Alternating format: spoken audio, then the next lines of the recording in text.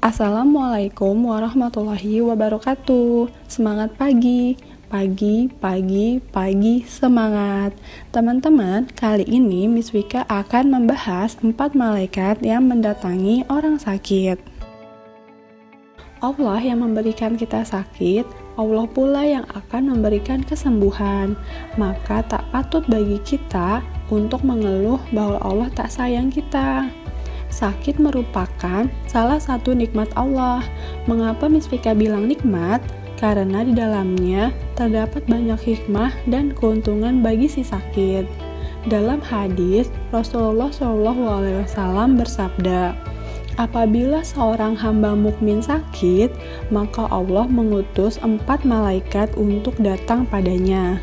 Malaikat pertama untuk mengambil kekuatannya sehingga menjadi lemah. Malaikat kedua untuk mengambil rasa lezatnya makanan dari mulutnya.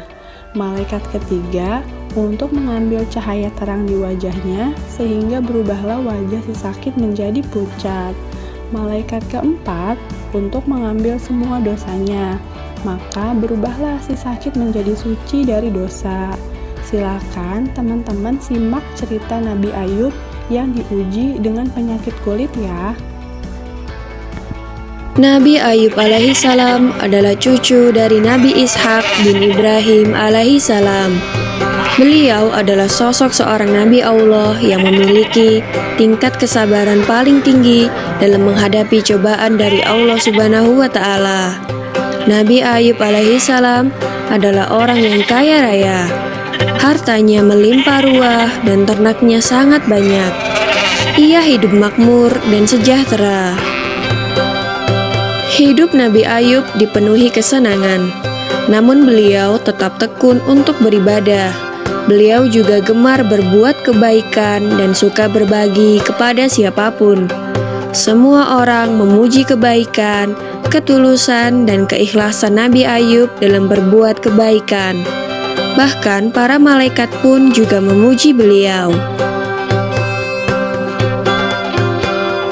Hal ini membuat iblis merasa iri dan dengki. Ia tidak suka ada manusia yang begitu solehnya. Iblis pun berniat membuat Nabi Ayub menjadi sesat. Iblis lalu mencoba sendiri menggoda Nabi Ayub agar ia tersesat dan tak mau bersyukur kepada Allah. Namun ternyata iblis gagal. Iblis pun tidak menyerah. Ia dan para pembantunya kemudian mulai menyerbu keimanan Nabi Ayub. Mula-mula mereka membunuh semua ternak. Kemudian mereka merusak kebun Nabi Ayub dan juga membakar semua harta kekayaan beliau. Namun Nabi Ayub dan anak istri beliau tetap rajin beribadah dan tidak pernah mengeluh. Mereka semua menerima takdir dengan ikhlas. Iblis dan para pembantunya kemudian mendatangi putra dan putri Nabi Ayub di rumah. Mereka menggoyang-goyang tiang rumah sehingga roboh dan semua anak Nabi Ayub meninggal dunia. Iblis mengira usahanya berhasil menggoyahkan iman Nabi Ayub yang sangat menyayangi putra dan putrinya itu. Meskipun Nabi Ayub merasa sedih dan menangis, tetapi jiwa dan hatinya tetap kokoh dalam keyakinan bahwa jika Allah yang Maha Pemberi menghendaki semua itu, maka tak ada seorang pun yang mampu menghalanginya. Iblis pun tidak patah semangat. Iblis kemudian menaburkan penyakit di sekujur tubuh Nabi Ayub sehingga beliau menderita sakit kulit yang menjijikkan. Semua tetangga dan orang sekitar menjauhinya karena takut tertular. Mereka menginginkan Nabi Ayub segera pergi meninggalkan lingkungan mereka. Maka pergilah Nabi Ayub dan Rahmah istrinya ke sebuah tempat yang jauh dari pemukiman manusia. Penyakit Nabi Ayub sudah bertahun-tahun tak kunjung sembuh. Namun Nabi Ayub tetap bersabar. Suatu hari Rahmah hendak membeli bahan makanan dan ia pun pergi keluar. Ternyata saat itu Nabi Ayub sedang membutuhkannya.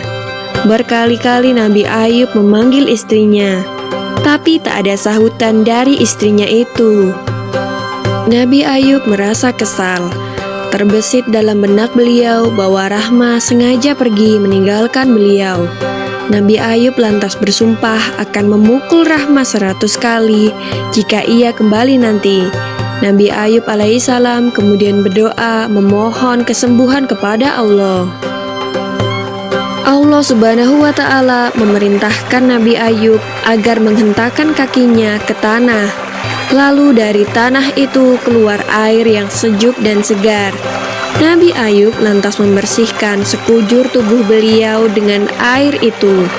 Seketika itu pula penyakit Nabi Ayub sembuh, dan kulit tubuhnya kini kembali seperti sedia kala. Wajahnya pun kembali bersinar dan memancarkan wibawa yang luar biasa. Rahmah akhirnya pulang, dan betapa terkejutnya ia ketika melihat suaminya sudah sembuh. Dan ia juga meminta maaf karena telah hampir kehilangan kesabaran dalam merawat Nabi Ayub yang sakit. Nabi Ayub pun memaafkannya dan bercerita bahwa ia telah terlanjur bersumpah untuk memukul Rahmah sebanyak 100 kali. Beliau sangat bingung, karena dalam benaknya beliau tidak tega untuk menyakiti istrinya yang sangat setia itu. Akhirnya turunlah perintah Allah agar Nabi Ayub mengambil 100 helai rumput, mengikatnya lalu memukulkannya 1 kali ke tubuh Rahmah dengan pelan. Nabi Ayub pun melaksanakan perintah Allah itu untuk memenuhi sumpah beliau. Rahmah sama sekali tidak merasa sakit dengan pukulan 100 helai rumput itu. Nabi Ayub alaihissalam kini telah sembuh seperti sedia kala. Tak ada lagi orang yang menjauhinya. Mereka kembali menerima Nabi Ayub.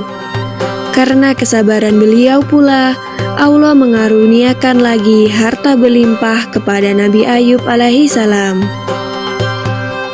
Demikianlah kisah Nabi Ayub alaihissalam yang sabar dalam menghadapi cobaan.